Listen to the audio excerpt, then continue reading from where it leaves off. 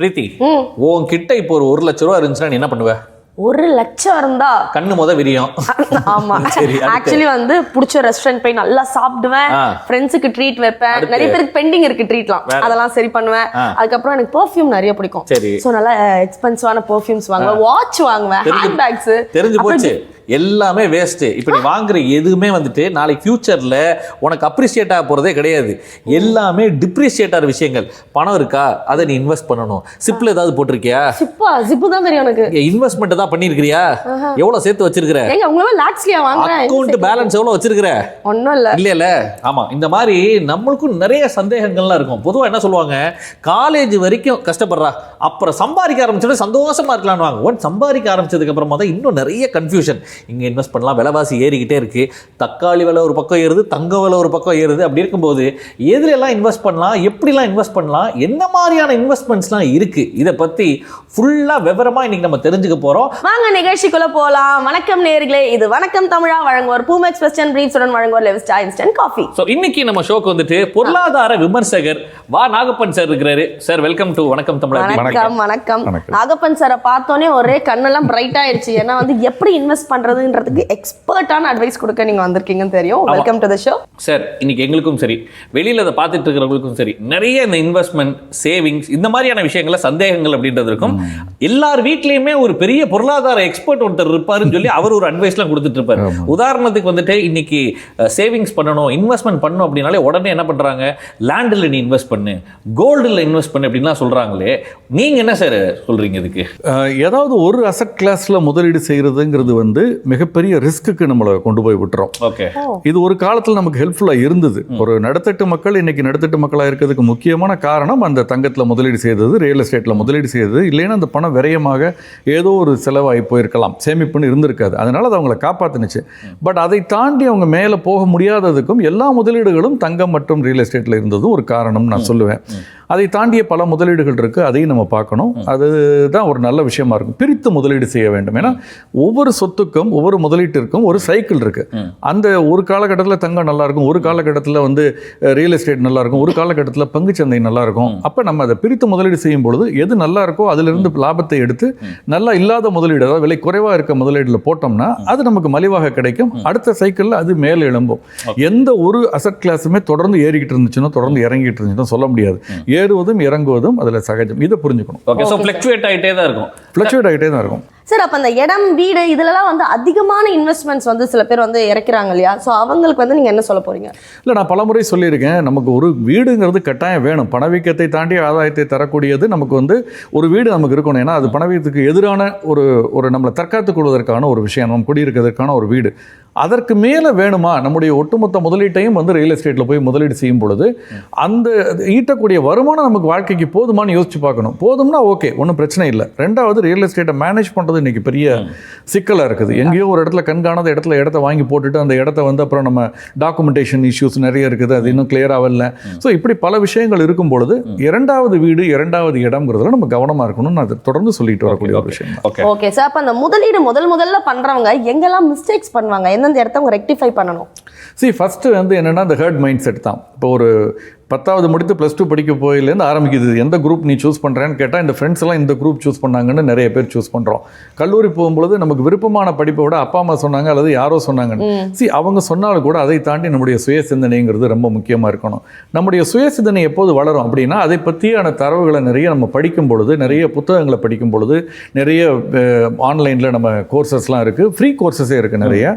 அதெல்லாம் நம்ம வந்து அந்த தகுதிகளை நம்ம வளர்த்துக்கணும். அது பண்ணாமல் நம்ம நேரடியாக அடுத்தவங்க சொல்கிறத மட்டும் கேட்டு இறங்கும் பொழுது அப்போ அவங்களுக்கு நடக்கிற பிரச்சனை தான் நமக்கு வந்து சேருகிறது. அதனால தான் நீங்கள் இன்றைக்கி சாலைகளில் திடீர்னு பார்த்தீங்கன்னா ஒரு கும்பலாக ஒரு 10 பேர் இந்த இடத்துல சீட்டு போட்டேன் போயிடுச்சு, இந்த இடத்துல ஒரு டெபாசிட் போட்டேன் போயிடுச்சுன்னு சொல்கிறதெல்லாம் இந்த மாதிரி தான். யார் நம்பி போட்டிங்கன்னா பக்கத்து வீட்டுக்காரங்க போட்டாங்க, எதிர்த்து வீட்டுக்காரங்க போட்டாங்க. ஏன் அந்த நிறுவனம் நல்ல நிறுவனமா, அதனுடைய செயல்பாடு எப்படி இருக்குது, அதை அனலைஸ் பண்ணுறதுக்குள்ள பக்குவத்தை வளர்த்துக்கிறது, இதெல்லாம் அவங்க பண்ணக்கூடிய மிஸ்டேக்ஸாக நான் பார்க்குறேன். இப்போ நீங்கள் சொல்கிறத பார்த்தா வந்து பாமர மக்களுக்கு வந்து பார்த்தீங்கன்னா அந்த அளவுக்கு வந்து அவங்களுக்கு வந்து அந்த ஒரு எக்ஸ்போஷர் இருக்காது. யாரை போய் கேட்கணும், எப்படி கேட்கணும் தெரியாது. இப்போ நிகழ்ச்சி பார்க்குறவங்களுக்கு நீங்கள் ஒரு எக்ஸ்பர்ட்டா இதில் இன்வெஸ்ட் பண்ணுங்கன்னா எதை சொல்வீங்க? முதல்ல ஒரு விஷயத்தை புரிஞ்சுக்கணும். பாமர மக்களாக இருக்கட்டும் அல்லது படித்தவர்களாக இருக்கட்டும், இதில் வந்து எனக்கு பெரிய ஒரு சின்ன வித்தியாசம் இருக்குது, இல்லைன்னு நான் சொல்ல முடியாது. பட் என்னென்னா அதற்கான தகுதியை நம்ம வளர்த்துக்கலைன்னா அந்த முதலீட்டை தலையிடாமல் இருக்கிறது பெட்டர். உதாரணமாக கீழ் நடுத்தட்டு மக்களோ அல்லது பாமர மக்களோ பங்குச்சந்தை பக்கம் திரும்பி கூட பார்க்கக்கூடாது, மியூச்சுவல் ஃபண்ட் பக்கம் திரும்பி கூட பார்க்கக்கூடாது. ஆனால் யாரோ சொன்னாங்கன்னு கேட்டுக்கிட்டு நான் பிட்காயின் வாங்கினேன்னு நாமக்கல் மாதிரி நகரங்களில் வந்து ஒரு சிறு தொழிலதிபர் ஒருத்தர் பார்க்குறேன், சின்ன தொழில் பண்ணிட்டு இருக்காரு, ஒரு கடை வச்சிருக்காரு ஸ்பேர் பார்ட்ஸ், நான் பிட்காயினில் போட்டிருக்கேன்னு என்கிட்ட வந்து ஏதோ ஒரு எஸ்எம்எஸ் காமிக்கிறாரு, இதில் ஏறி இருக்கு இறங்கி இருக்குன்னு. ஸோ அது என்ன, பிட்காயின் எப்படி உருவாகிறது, அதனுடைய ப்ராசஸ் என்ன, அதில் என்ன டாக்ஸேஷன் என்ன, டிசிஎஸ் இருக்கா, அது எதுவுமே அவருக்கு தெரியல. அப்போ நமக்கு தெரியாத ஒரு விஷயத்த நம்ம ஒன்று நம்மளை வளர்த்துக்கணும், அதுக்குள்ள தகுதியை, இல்லைன்னா அதை பண்ணக்கூடாது. இது ரொம்ப முக்கியம். முதல்ல ஃபர்ஸ்ட் லெசன் பாமர மக்களுக்கு நம்ம சொல்லக்கூடிய விஷயம் இதுதான். பங்குச்சந்தை மாதிரியா அல்லது இந்த இது மாதிரி கிரிப்டோ மாதிரி அதெல்லாம் படித்தவர்கள், விவரமானவர்கள், ரிஸ்க் எடுக்க தயாரானவர்களுக்கு மட்டும்தான் அது. நடுத்தட்டு மக்கள் அதற்கு மேல் இருக்கவங்களுக்கானது தான், பாமர மக்களுக்கானது இல்லை. ஸோ அந்த தகுதியை வளர்த்துக்கணும், இல்லைன்னா அது பண்ணாமல் இருக்கிறது better. There is a premium for mental piece.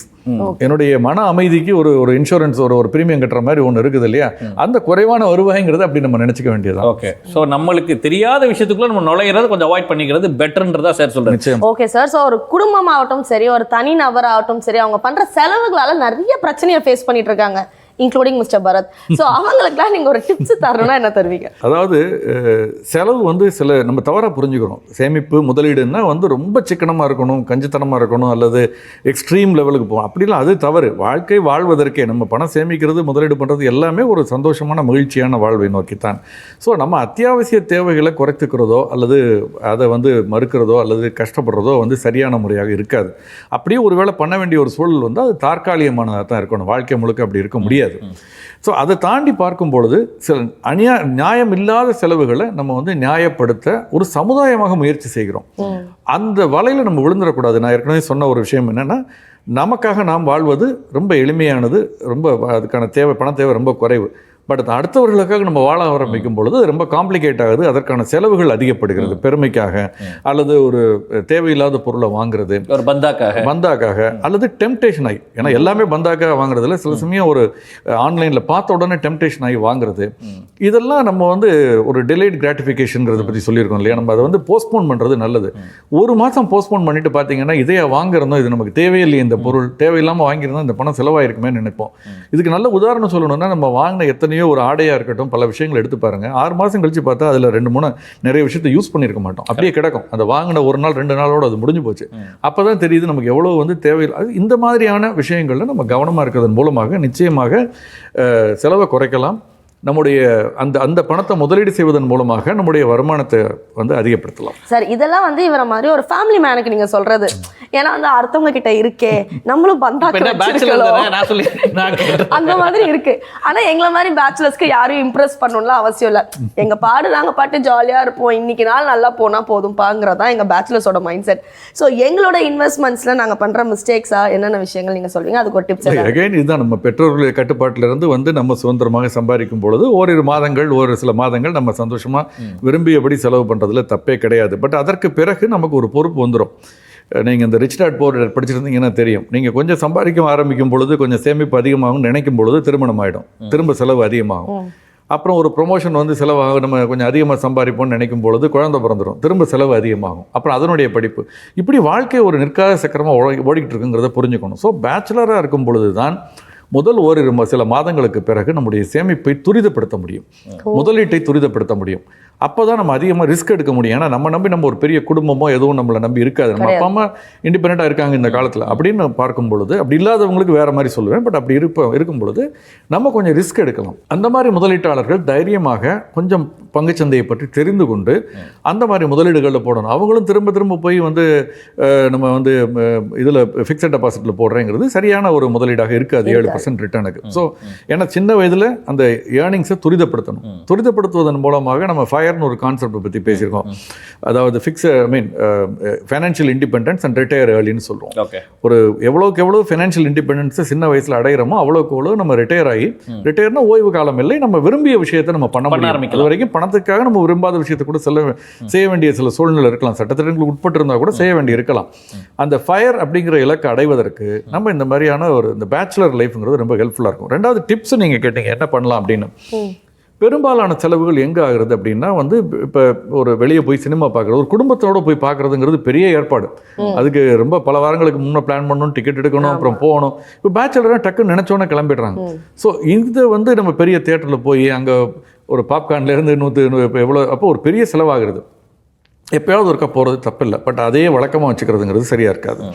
அதே மாதிரி வந்து ஒரு ஆடை எடுக்கிறோம், துணி அப்படி எடுக்கும் பொழுது இன்றைக்கி உலகத்தின் மிகப்பெரிய பணக்காரர்கள் ஒருவர், இப்போ மார்க் ஜக்கர்பர்க் எடுத்திங்கன்னா ஒரு ஊதா கலர் டிஷர்ட்டும் ஜீன்ஸ் தான், அதை தான் வந்து திரும்ப திரும்ப அவர் போட்டுக்கிறாரு.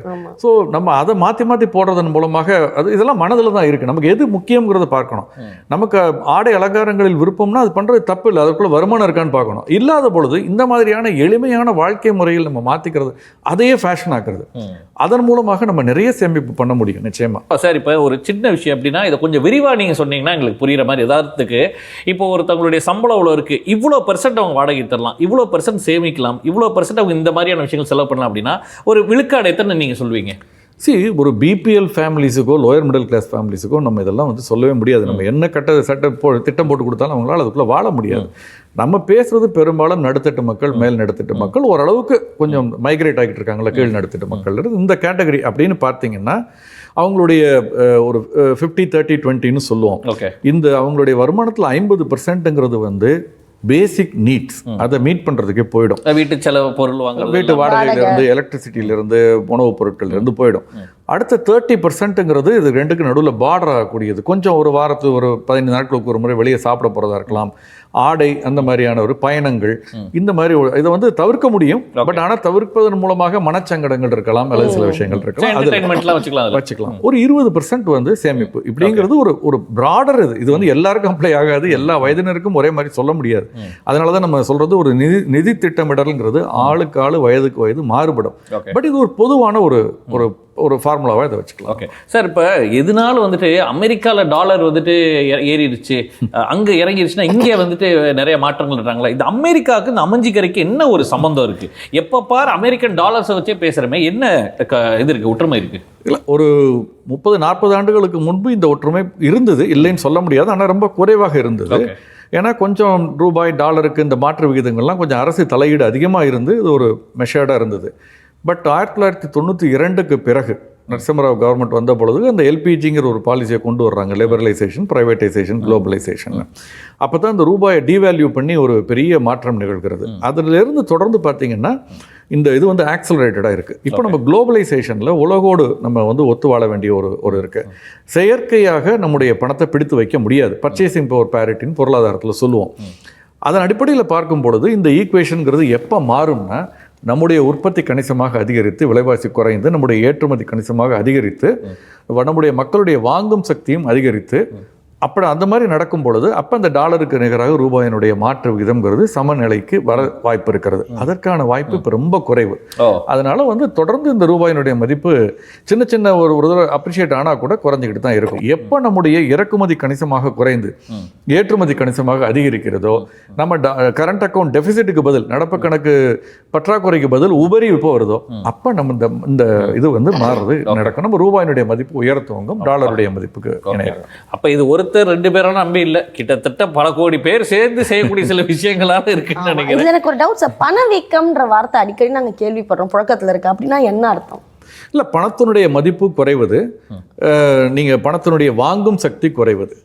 ஒரு 100 ரூபாய்க்கு வாங்கிட்டு இருந்த பொருள் வந்து ஒரு வருஷத்துக்கு அப்புறம் வந்து 110 ரூபாய் ஆகுதுன்னு வச்சுக்கோங்க. அதுக்கு பல காரணங்கள் இருக்கலாம். குறிப்பாக 2 காரணம் இருக்கலாம். ஒன்று, உற்பத்தி குறைவதன் காரணமாக அந்த பொருள் நிறைய கிடைக்காமல் இருக்கும் பொழுது அதனுடைய விலை டிமாண்டின் காரணமாக அதிகரிப்பது. ஒருவேளை அப்படி இல்லை, உற்பத்தியும் அதிகமாக இருக்குது, ஆனால் அவங்களுடைய இன்புட் காஸ்ட் அதிகமாக இருக்குது, அதன் காரணமாக அதனுடைய விலை அதிகரிக்கிறது. அப்படிங்கிறப்ப வந்து அதை வந்து டிமாண்ட் சைடு, சப்ளை சைடு நம்ம நிர்ணயிக்க முடியாது. அந்த அடிப்படை உற்பத்தி காஸ்ட்டே கூடுறதுனால அதனுடைய பொருள் விலை கூடுது. அந்த பொருளுடைய விலை கூடும் பொழுது நம்முடைய வருமானம் போன வருஷம் 100 ரூபாய்க்கு வாங்கின பொருள் இந்த வருஷம் 108 ரூபாய் ஆயிடுது.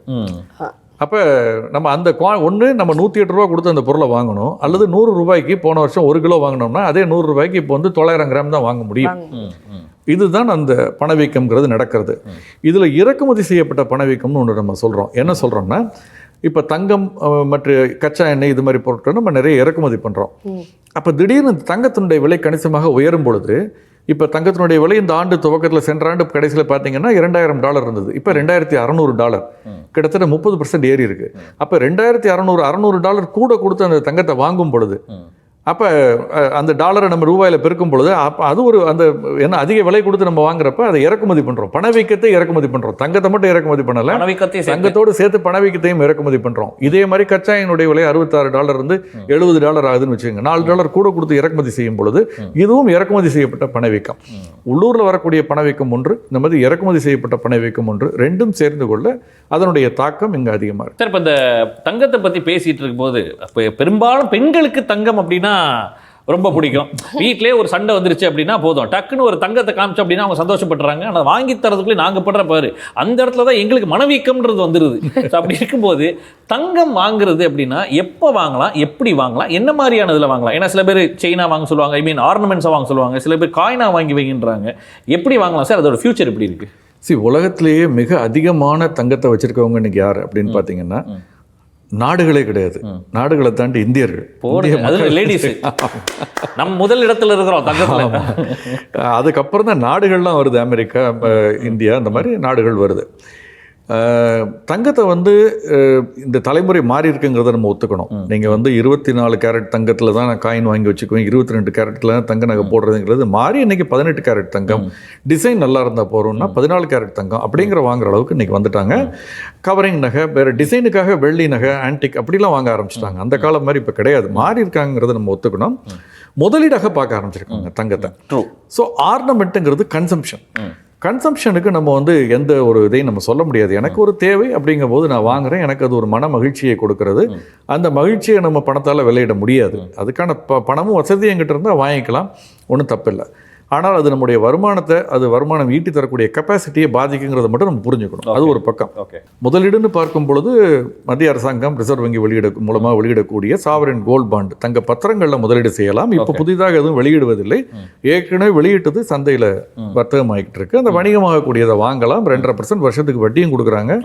ஆதாயம் வருமானம் தரக்கூடிய ஒரே தங்க முதலீடு அதுதான். வேற எந்த தங்க முதலீட்லையும் வருமானம் வராது, ஆதாயம் வரல வாய்ப்பு இருக்கு. அது வெர்ச்சுவல் கோல்டு என்ன சார்? அது வெர்ச்சுவல் பாண்ட். ஆமா. அதற்கு அடுத்தது பார்த்தீங்கன்னா டிஜிட்டல் கோல்டு நிறைய பேர் பேசுகிறாங்க. என்னை பொறுத்தவரை கொஞ்சம் கவனமாக இருக்கணும்னு சொல்லுவேன். ஏன்னா அது வந்து ஒரு ப்ராப்பராக முறையாக ரெகுலேட்டட் இல்லைன்னு நான் நினைக்கிறேன். அதுக்கான நெறிமுறைகள் இன்னும் சரியாக வகுக்கப்பட்டதாக தெரியலை. நாளைக்கு அதில் ஒரு பிரச்சனை வந்தால் நீங்கள் யாரிடம் போய் முறையிடுவீர்கள் அப்படிங்கிற ஒரு கேள்வி இருக்கிறது. ஸோ அதை தாண்டி பார்த்தா கோல்டு ETF இருக்குது, பங்குச்சந்தையில் வணிகமாகக்கூடிய தங்கம் சார்ந்த யூனிட்டுகள், அது வாங்கலாம், அதில் முதலீடு செய்யலாம், அது பார்க்கலாம். அதையும் தாண்டி நான் தங்கமாக தான் வாங்கணும் அப்படின்னா தங்கத்தில் ஒரு பகுதி வந்து அப்படி வச்சுக்கிறதுல தப்பு இல்லை, கட்டாயம் வச்சுக்கணும்னு நான் நினைக்கிறேன். அப்படி பார்க்கும் பொழுது காயினா வாங்கி வச்சுக்கிறது நல்லது. இந்த ஆர்னமெண்ட்டை வந்து முதலீடுன்னு சொல்லி குழப்பிக்க கூடாது. ஏன்னா வாங்கும் பொழுதே நம்ம வந்து கூலி சேதாரம் கொடுத்துட்றோம், திரும்ப மாற்ற போகும்போதும் கூலி சேதாரம் கொடுக்குறோம். ரெண்டையும் நீங்கள் அட்ஜஸ்ட் பண்ணி பார்த்தா 5 வருஷம் கழிச்சு மாற்றும் பொழுது வாங்கின விலைக்கு தான் நம்ம திரும்ப வித்திருப்போம் அல்லது மாற்றிருப்போம். பெரிய ஆதாயம்லாம் அதில் வந்து வரதுக்கான வாய்ப்புகள் இல்லை. ஓகே சார், இப்போ இந்த தங்கம் எப்போ வாங்கணுன்ற ஒரு கேள்வி இருக்குல்ல. ஏன்னா சில பேர் என்ன சொல்லுவாங்கன்னா தங்கத்தோட விலை இறங்கி இருக்கு வாங்கலான்னு வாங்க. இன்னொரு சில பேர் இல்ல இது ஏறுமுகமா இருக்கு, ஏறிக்கிட்டே போகுது, இப்போ வாங்குங்கன்றாங்க. எப்போ வாங்கலாம் சார்? பொதுவாக தங்கத்தை பொறுத்த வரைக்கும் அது ஒரு வினோதமான ஒரு முதலீடு. விலை இறங்கிக்கிட்டே இருக்கும் பொழுது இன்னும் இறங்கும்னு காத்திருப்பாங்க மக்கள். பொதுவாக வாங்க மாட்டாங்க. இன்னும் கூட இறங்குமா, நேற்றை விட இன்னைக்கு இறங்கி இருக்கு, அப்போ நாளைக்கு இறங்குமான்னு. அதே மாதிரி ஏறும் பொழுது அதை சேஸ் பண்ணி வாங்குவாங்க. நேற்றுக்கு வெயிட் பண்ணி விட்டுட்டோம், இன்னைக்கு ஏறி போச்சு, நாளைக்கு இன்னும் ஏறிடும். இது தலைகீழாக தான் நடக்கிறாங்க. பட் என்னை பொறுத்த வரைக்கும் நான் முதல்ல சொன்னேன் இல்லையா, நீங்கள் ஆபரண தங்கம்னா உங்கள் தேவைக்கு, மகிழ்ச்சிக்கு, சந்தோஷத்துக்கு வாங்குறத உடனே வாங்கிடுங்க. அதை பற்றி போஸ்ட்போன் பண்ணுறதுல அர்த்தம் இல்லை. கையில் பணம் இருந்தால் வாங்கிடுங்க.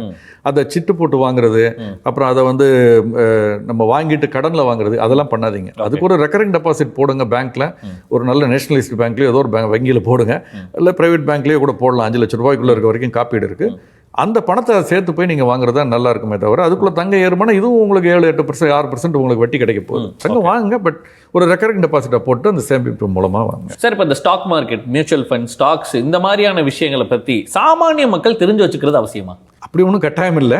ஆனால் அது தெரியலைன்னா அந்த பக்கம் திரும்பி பார்க்காம இருக்குது பெட்டர். ஓகே.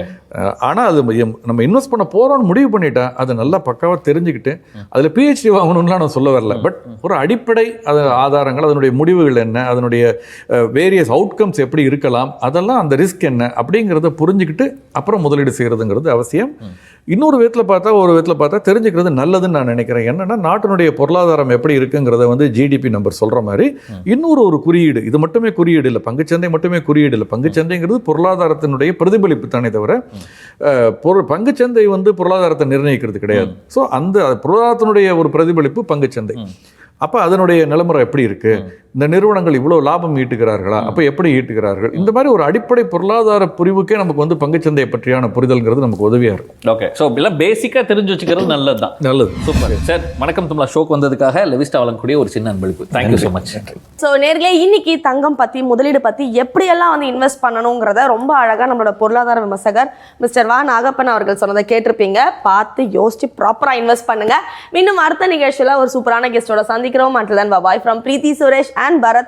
இது உங்க வணக்கம் தமிழா வழங்குவோர் பூமெக்ஸ் வெஸ்டர்ன் பிரீஃப்ஸ் உடன் வழங்குவோர் லெவிஸ்டா இன்ஸ்டன்ட் காஃபி.